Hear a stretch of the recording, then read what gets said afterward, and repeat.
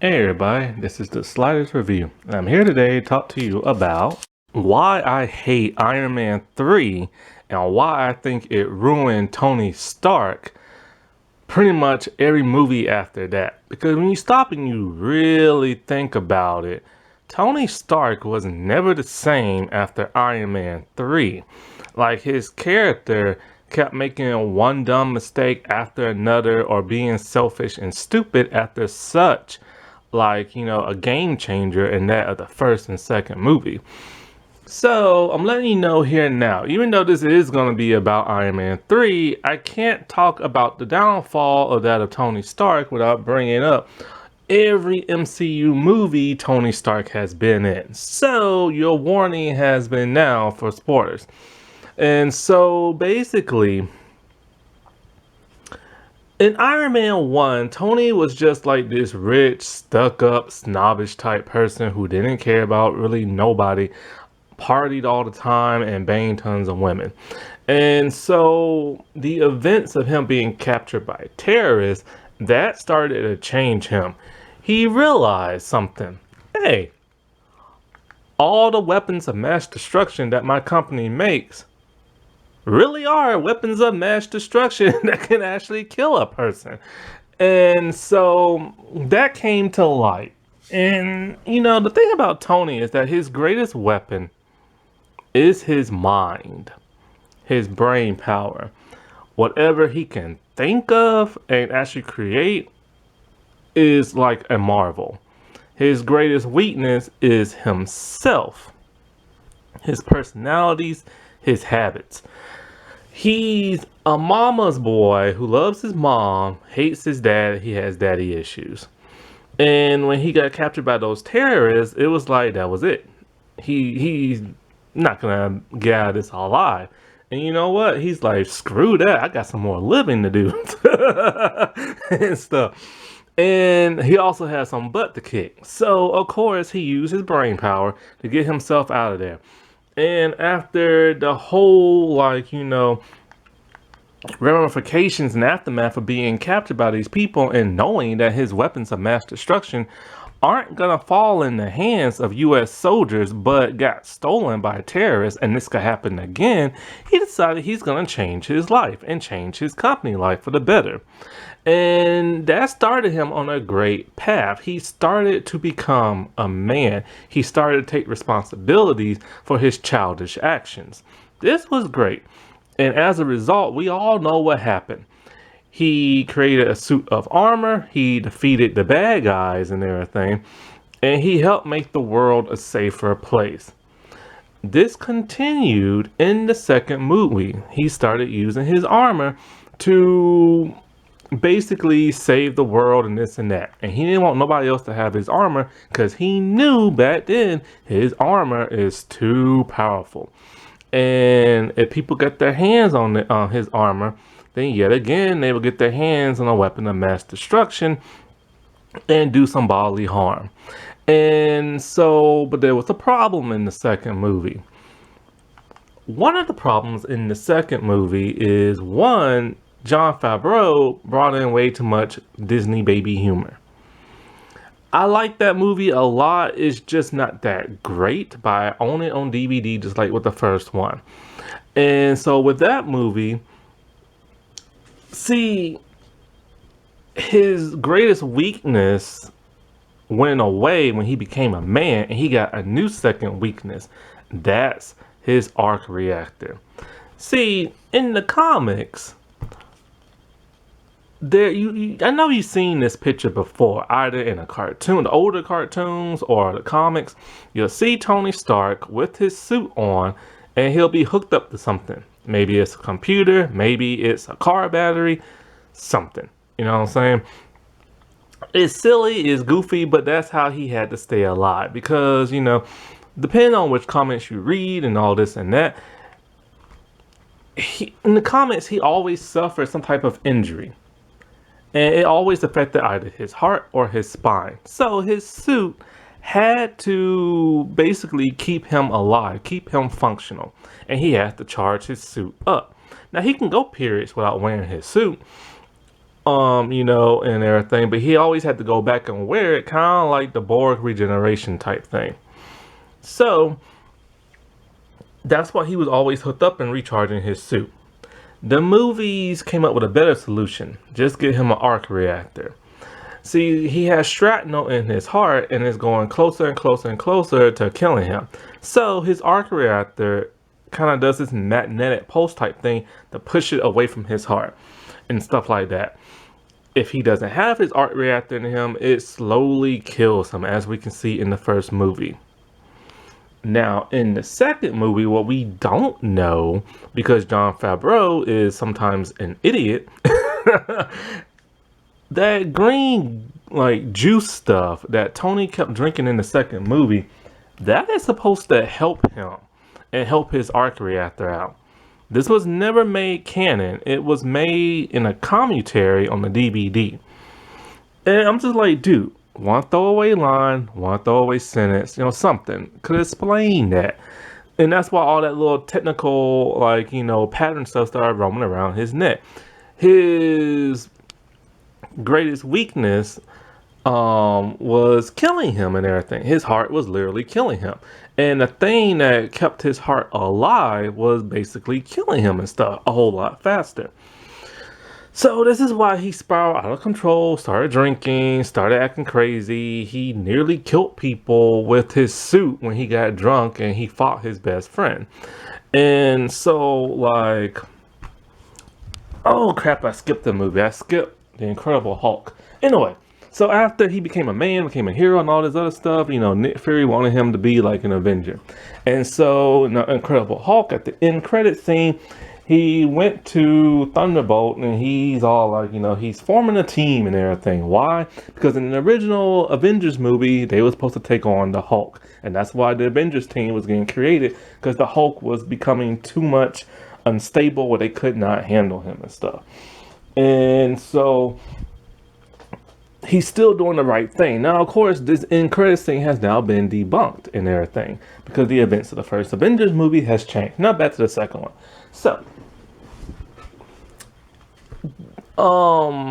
So anyways, after doing some tinkering around and watching some videos of his dad, because he still had daddy issues, he realized something his dad created could save his chest. And as a result, we got the brand new arc reactor in the suit with the triangle. A triangle makes a big difference in the suit. It was nice.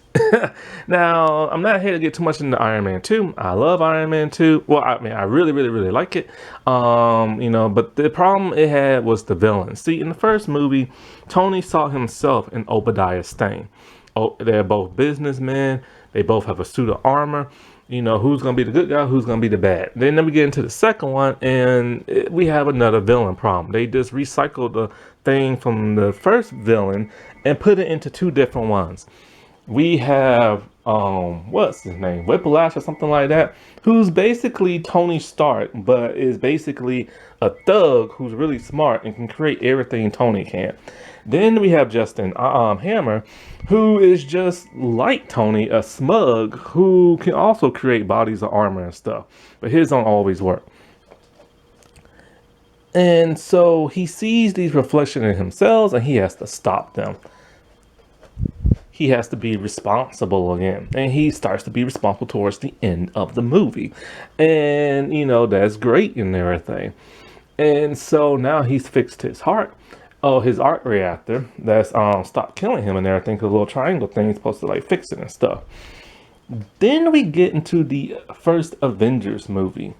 And pretty much, he's on board being a team and everything. It's a little bit of a rocky start because his arrogance is coming through with the whole Captain America thing, because, he doesn't like him because of the whole dad thing.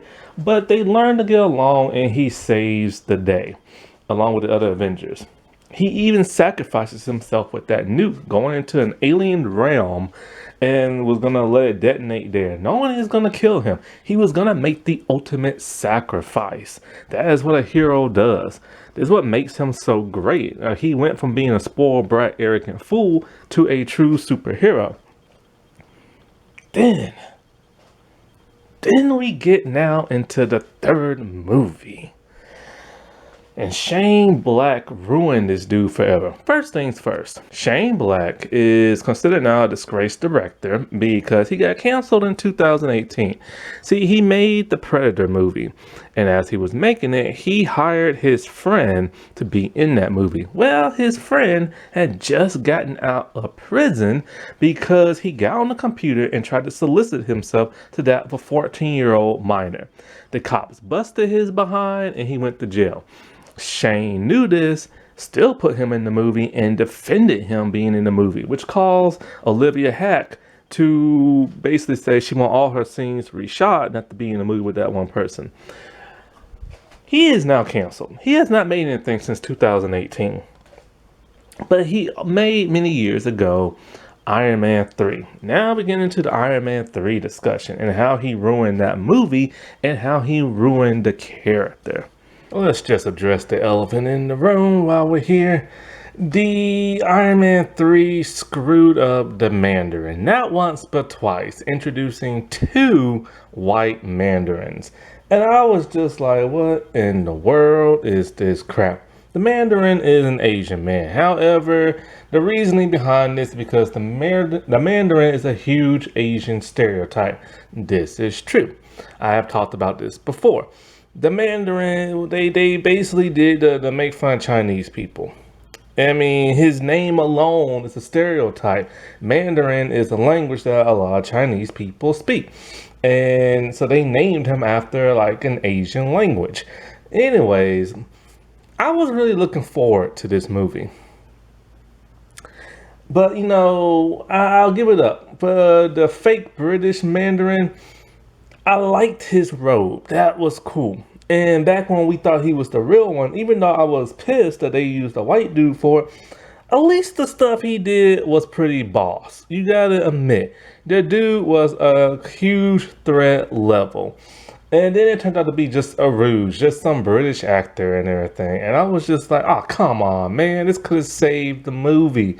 Like, that really could have saved the movie. But that stupid baby humor is what ruined it for a lot of people. And, you know, it was so disappointing. Then we find out that the dude in the movie all along, the other white dude is like the Mandarin and everything. Where he lets us know right before he dies. Anyway, let's get on to this movie and why it ruined Tony Stark. So I was looking forward to this movie. The trailer was awesome. You know, look at the poster. My God, like it's an awesome pose. It makes you really think this is it. This is the trilogy. It's gonna define that of Tony Stark and put the nail in the coffin to that of his like heroic story arc. You know what I'm saying?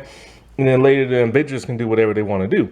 And so, but we got that at first. Like the movie was rolling. The movie was good at first. And I'm just like, yeah, I'm feeling it. You know what I'm saying? Like he's having PTSD from the events of Avengers 1 when he was in that other realm. Like he can sense this whole Thanos thing like coming. He's not quite sure what it is, but he knows it's something. It's almost like he's connected in a way, you know? And he's so worried after the events of the Avengers 1, you know, fighting the Hulk and fighting the Chitauri and everything. And he realizes if he's going to protect Earth, he needs more armor that can do multiple different things. So he creates his whole Hall of Armor thing, which was awesome. You know what I'm saying? To combat like so many different things. And so, like, while this is going on, the extremist virus is going on.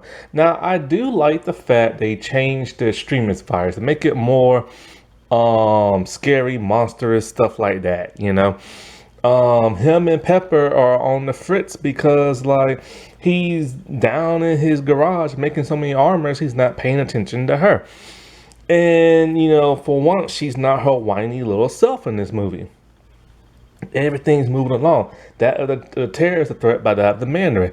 He gets so cocky that he pretty much is all like, man, you ain't about to like mess with me in my own backyard. You want me, you come to my house and everything. That's exactly what the Mandarin did and blew that mess up. So he gets in his little new armor that he created. It was nice seeing him tinker around with his new armor and everything. He is a man who looks at tomorrow instead of the present. And so, you know, After all that shenanigan happened, then he gets taken down and his armor no longer works. Then we get introduced to a character that was just utterly pointless in this movie.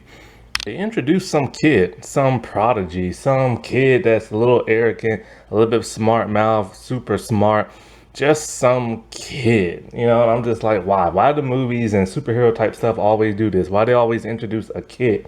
And if they were gonna, and then not only do they introduce a kid, but he's a completely made up character so that the writers can do whatever they want to. Oh, by the way, Shane Black, he wrote the screenplay for this movie and directed it. You suck. Anyway, so I'm like, okay, so if you're gonna introduce a teen prodigy who might potentially be the next Iron Man, because he was kind of filling that whole Iron Man Jr. role before they brought in Spider-Man, why not just bring in Riri?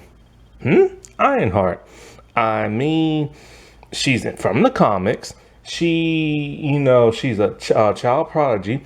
She works with the Iron Man people and stuff. She creates her own suit of armor, and she even took over for Iron Man at one point in time. Why not bring her? Oh wait, that's right.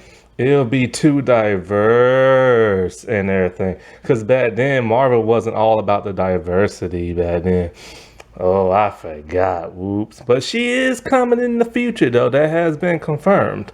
So now with a bunch of bad guys shooting out fire hot on his tail, his suit of armor like is shut down. His best friend has stopped being a war machine for some bizarre reason, has become the Iron Patriot, which by the way, that was a terrible tease, making people think Norman Osborn might just be in this movie, that they might have got the rights back to Spider-Man or being borrowed or something like that. How dare you tease us and stuff. And so like with his girlfriend all captured and stuff, he decides he's gonna do things on his own. And he decides he's gonna track down the Mandarin with no suit of armor, just going in with some high-tech gadgets and stuff, James Bond style. You gotta give him props. Like, he's willing to take down the bad guy, you know what I'm saying? No matter what it takes. That's more of him being a good old man and stuff, you know what I'm saying? And more of the hero. Like, he don't need no suit of armor. He's gonna go in there and kick some butt. James Bond style. Only to find out that the Mandarin isn't even the Mandarin, he's the British actor and stuff. Anyways, a bit of Iron Man 2 happens with the suits getting taken over by the bad guys. They kidnap this person, this and that. And it turns out a lot of the good guys are bad guys working for Hydra and everything else. And, so it's like now him and Rhodey have to escape. They have to use the remote control suits of armor by J.A.R.V.I.S. And then it's a nice armored battle and everything.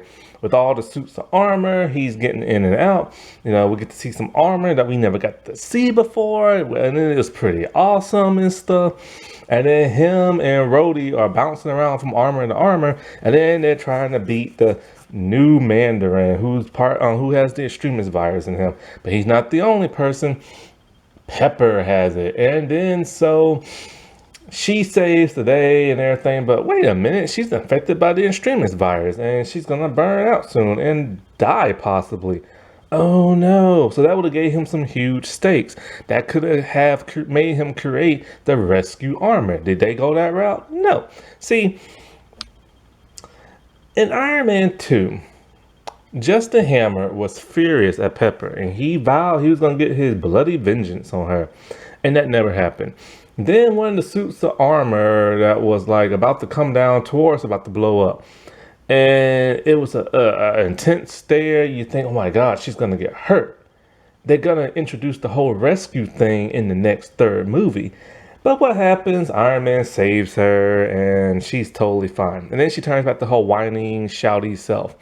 And I'm just like, no, man, that was a perfect chance. They should have had the armor blow up in front of her, and then she could have turned into rescue in the third movie. Because in the comics, he created the rescue armor to save her life because she was injured. That would have been perfect, but no. So then now, all of a sudden, towards the end of Iron Man 3, he's doing some big, long monologue type speech. And talking about how he doesn't need his suit of armor to be a hero and everything. So what does he do? He has his art reactor removed. He has the shrapnel taken from his heart that was supposed to be impossible to get out from the first movie, as he's telling all this to Bruce Banner, who's fallen asleep, which is the start of Bruce Banner becoming a comedic character, which ruined him, by the way. And they could have had any other Avenger take that spot, but no, they took him. And then he throws it in the river. And I'm thinking to myself, you idiots. You took away his weakness. See, let's do it like this. Something that makes a superhero great is that they have flaws, that they are not perfect. Superman was very much perfect, but they had to give him a flaw so that he wasn't too perfect. So they introduced kryptonite. And that little green rock will affect him and kill him. And so then they, okay, we need some new flaws. Okay, aliens that have super strength can pretty much match him. That's another flaw.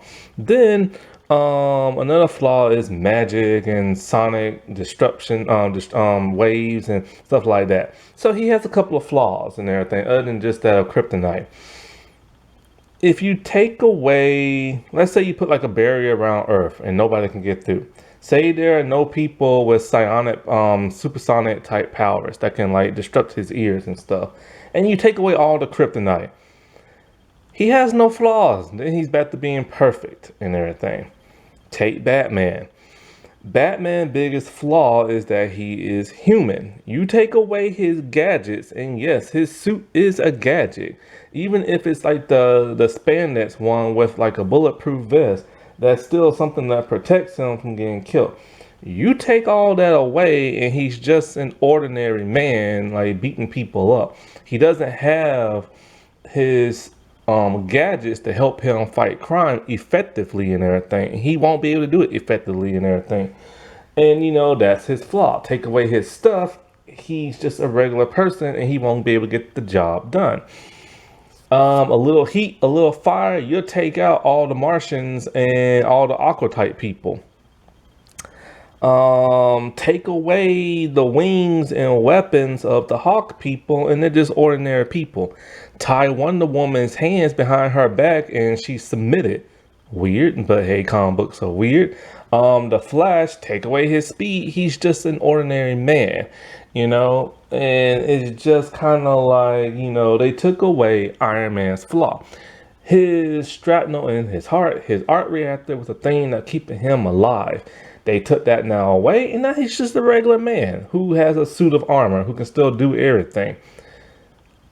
He's uninteresting now, and they took that away, and that was so stupid.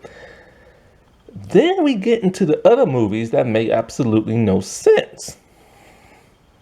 We get into the Avengers 2 now. Age of Ultron. We get no confirmation on Pepper. Is she better? Is she alive? Is she dead? Don't know. In Avengers 2, Tony makes mistake after mistake after mistake after mistake. What happened to that logical, smart person? So him and the Avengers are still doing their thing. But then, you know, he gets to this point where he's kind of like, you know, we could probably take an early retirement if I create a bunch of drones. And then they could survey, like, you know, the country and make everything safe. So he creates a bunch of drones to help him out and everything. While him and the other Avengers gets to like just chill and everything, you know what I'm saying? Never stopping to think that, hey, what if somebody takes out those drones? Or hey, what if a super virus corrupts them or something like that? Well, at some point in time, he decides, they haven't introduced Ant-Man yet, Hank Pym. They was gonna put him in the first Avengers, but they decided not to. And he will come actually after this movie. So they waited to then. So they needed Ultron. Well, the next logical choice would be Iron Man. And I forget exactly how, because I only seen that movie twice, but him and Bruce Banner, pretty much, I think they take their brain waves or something like that and create like the ultimate like solution that's supposed to solve the world's problems or something like that, because they're both smart. Well, that was dumb, because one is a genius where if he gets pissed, he turns into a hulking monster, and the other one is like, you know, just like this cocky, playboyish type person who wants to make the world perfect. So at some point in time, Ultron, like, gets created. He shuts down Jarvis. He takes over one of the drones. And then he creates his own body of armor. And what does he want to do? Reshape the world in his own image. Yeah. Very smart. And I'm thinking to myself, the Iron Man that we saw in Iron Man 1 and 2 would have never done this. He would have learned his lesson from those movies, especially the second Iron Man movie.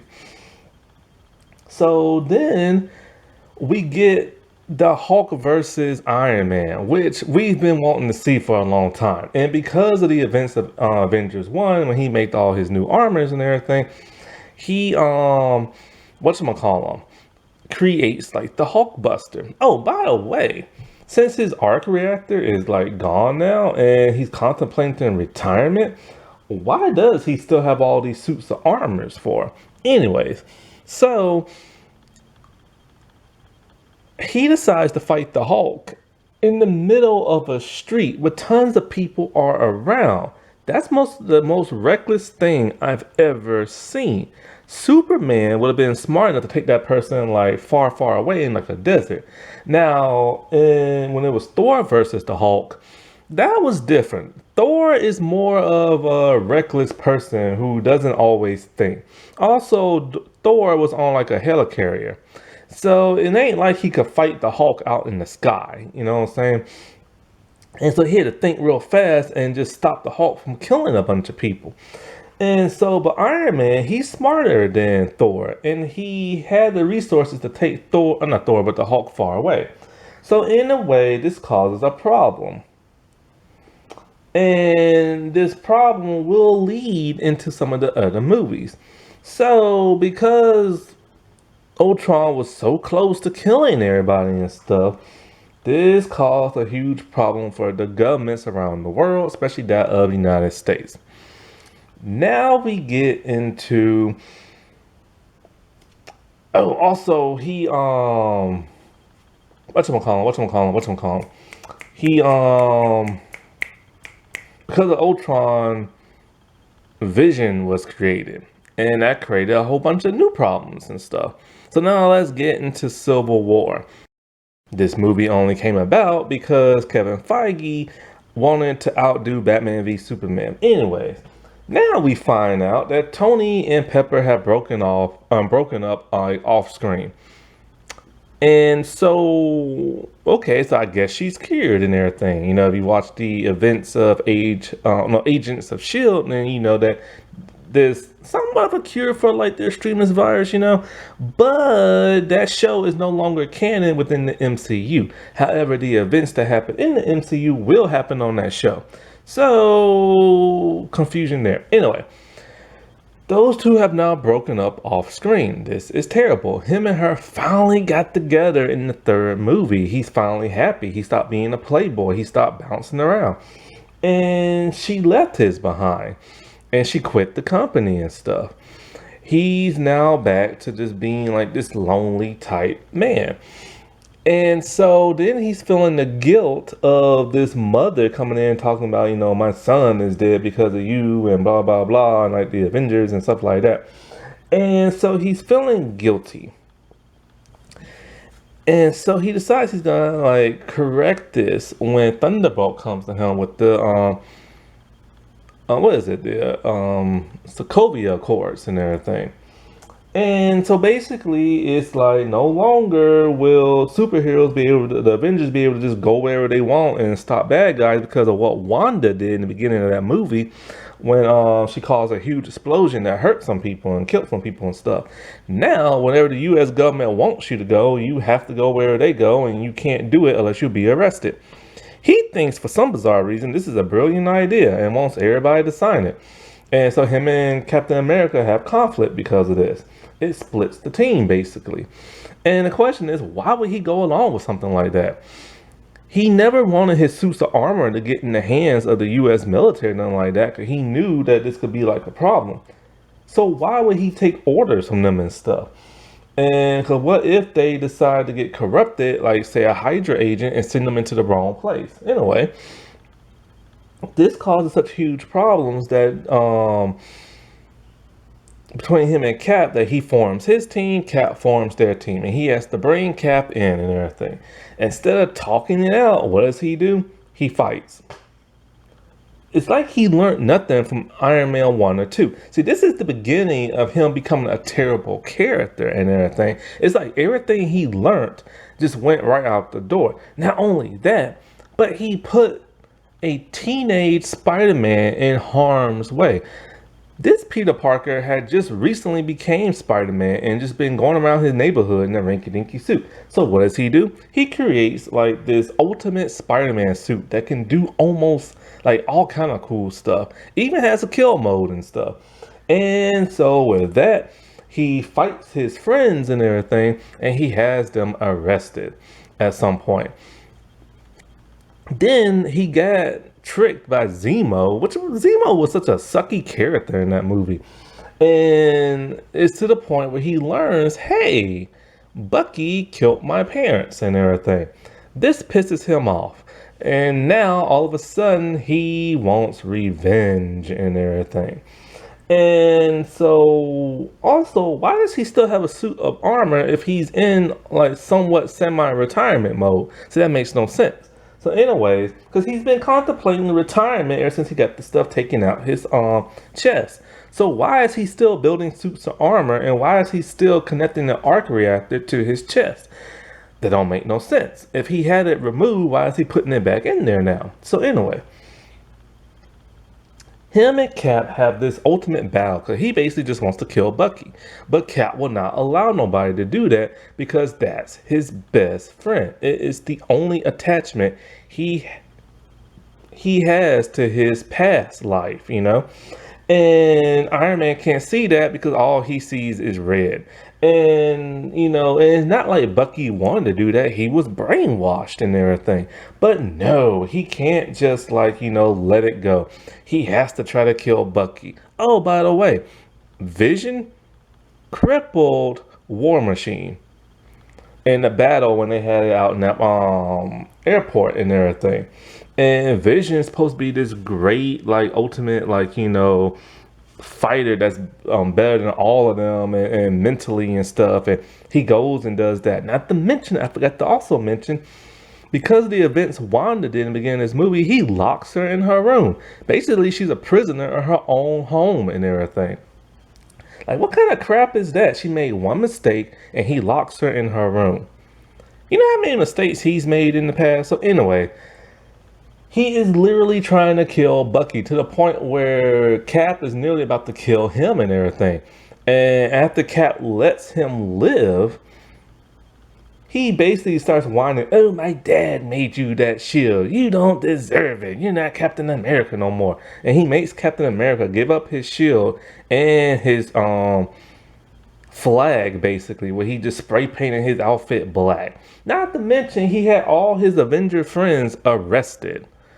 I mean, what the world? I know he's crappy in the comics, but he's not progressing. He's like regressing and everything as more and more movies continue.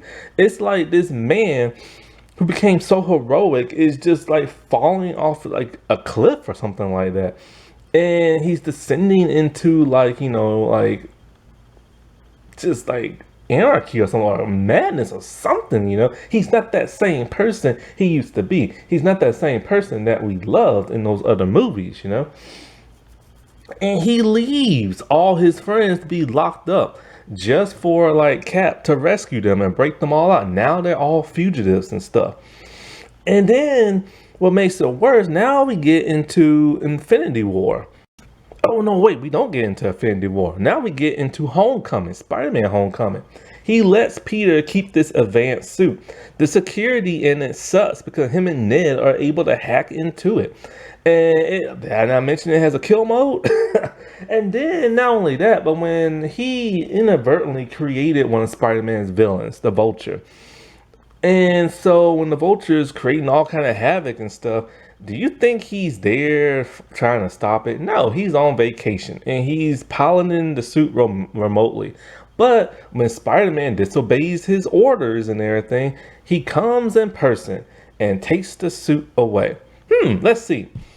You have a bad guy that has Shatari weaponry and everything, and he's going up against a teenager with spider powers. Don't you think he needs an advanced suit to kind of fight those things? Nah, he's grounded, so let's just punish him. What kind of moral lesson was that? But then he's all like, but hey, don't worry, I got you a suit of armor at the end of the movie, and you can be an Avenger if you want. What kind of role model is that? Now let's get into Infinity War. In Infinity War, he still is building tons of suit of armors and everything. I guess he's not in retirement mode. He's still attaching arc reactors to his chest, even though he had that removed. So why is he doing that for? And all of a sudden, now him and Pepper are back together. That happened completely off screen, and we still don't know how she survived her extremist virus. Oh, it's been told now he found a cure at the end of Iron Man 3. That would have been nice to see that, you know what I'm saying? So anyways, he's still creating all these amazing suits of armor and everything, but why? He is retired and everything. And not to mention, he can't go all willy-nilly as he wants because the I can't think of that name. The thing that happened in Civil War, Sokovia Accords, that's it. But now he can go wherever he wants and everything, because I guess that's like no longer a thing or whatever. His friends are still fugitives and stuff. And so now, when the Earth is under attack, he has built an amazing suit of armor to prepare for it, but he hasn't built anything else to help prepare for the aliens. No like giant cannons and like a satellite, nothing like that, or like nothing. No like force field around the Earth, nothing. Just his own suit of armor. And him and Pepper are getting married and everything. And so what happened to his PTSD? All of that's been gone. We haven't seen no more of that since the third movie, but yet he's still making all these suits of armor to prepare for it. So then he goes off into space. And when Peter's about to die, he gives him his suit of armor, but then he tells him, hey, go home. But then, Peter sneaks aboard, so ain't nothing he can do because now they're almost in another galaxy. So anyways, he fights like Thanos and all that, and of course he loses and stuff. And now he's trapped on a planet for 5 years as everybody got dusted on that planet except for him and Nebula. And it's kind of like, where was your contingency plan? Where was your backup? If you would have stopped being arrogant and reunited with the Avengers, maybe y'all could have stopped all that, Then we get into Endgame. He is still regressing as a terrible character. Him and Nebula was on that planet for like a couple of years. They go off into space. They're trying their best to get back home to Earth, but they're running out of fuel, they're running out of energy, they're running out of everything. It's getting bleak for him. He's losing weight and everything. He's about to die. He sends one last message to Pepper and stuff. And then he's rescued by Captain Marvel. And then what does he do when he gets back on Earth? He berates Captain America, talking about this is all your fault and we lost everybody because of you. No. If you stop and think about it, the Thanos snap and all that, everybody died because he created Ultron and everything. That is what started this whole ripple effect. If he never created Ultron, then Ultron never did what he did that caused the my tongue is twisted when I try to say this. The Accords, the Sokovia Accords, what do they call it? If that never happened, the Avengers would never have fought each other and split up. And and if they never split up, they could have been preparing for the whole Thanos threat. That is what caused it, not Captain America leaving and everything, because he had to go on a run. And so then what does he do for the rest of that 5 years and stuff? I know, wait a minute, I don't know how many years he was in space, but anyway, 5 years passed during the whole blimp, or what do you call it. And so what does he do? Does he create a suit of armor and help the people that are still alive? Because there's still crime going around. Nope. He lives out in the woods with his wife and now brand new daughter and everything. He doesn't care about saving people. There's still crime around and everything. The Avengers that are left are still trying to save the world, but he's just off banging his woman and everything. He could care less about everybody. And then when they try to tell him, hey, let's turn back time, no, it's impossible. I don't want to think about it. Get out of my house. What has happened to this man?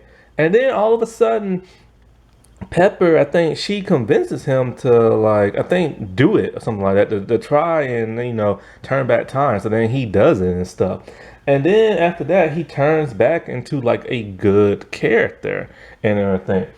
And he's trying to right this wrong that he caused and everything. And then he does the ultimate heroic thing. He sacrifices himself to rid Thanos and his people of the world and stuff.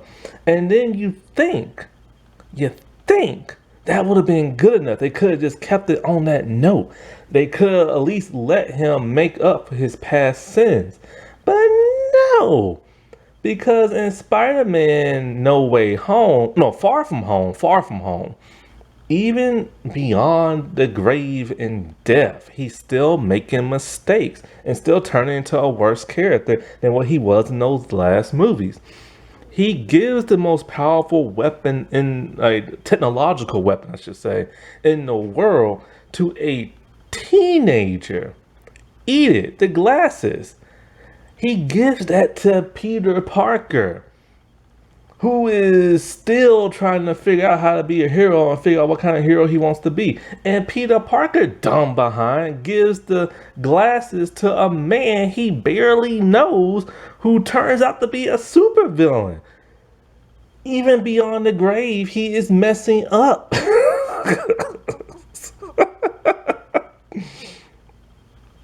And then because of that, then we get No Way Home.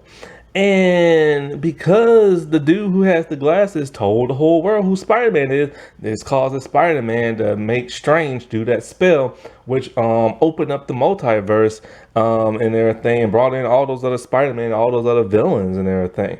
And then we get the events of Doctor Strange too, and it's like all this crap is his fault because he created Ultron and everything. Then let's not forget the whole events of WandaVision happened because of him. If he never created Ultron, then Vision never been created. If he never locked Wanda in a room, then those two were never like connected and fell in love. And then when he died, she would never had like recreated the love she had for him by recreating him in that whole like warp reality type thing, and like enslaving that entire town full of people. And she would have never created those two kids of hers, and then she would never went through the multiverse murdering tons of people just to have her kids back. And so I blame Iron Man 3 because that's the start of his regression and everything. He started off good in that movie to the very end when he gave away his weakness. And then ever since then, none of the writers or directors seem to be talking to one another. It's kind of like, was he still building suits of armor? Why did he still have the arc reactor in his chest when he got rid of it? How is the shrapnel that he took out his heart, or how is his heart even still good? Did he use the extremist virus or something like that? And so it's kind of like they kept writing him as a crappy character, and they kept writing some of the most important stuff off screen. It would have been nice to see him and Pepper break up. It would have been nice to see him make a cure. It would have been nice to know if he's still having PTSD or not. It would have been nice to see him blame himself for all these events happening and stuff. But no, nobody was connecting, nobody was talking, nobody was communicating with one another. They just kept making him worse and worse and worse. And then when he finally redeemed himself at the end of Endgame, he screwed up in the Spider-Man movie. And it's just like, what the world did they do to this character? Like they made him in such a great character in the beginning, and then they're like, well, we got all these other superheroes, and we got some more coming in with Phase 4. So it really doesn't matter what we do with him. And yeah, he was the granddaddy who started everything, but whatever. And that's basically what happened and stuff. This is why I will always hate Iron Man 3. Shane Black ruined that movie. He ruined this character and everything. He wrote that stinking movie. And it sucks. I'm such an Iron Man fan since the 90s and that cartoon series I just got through talking about. Alrighty, well, I'll talk to y'all later. Bye.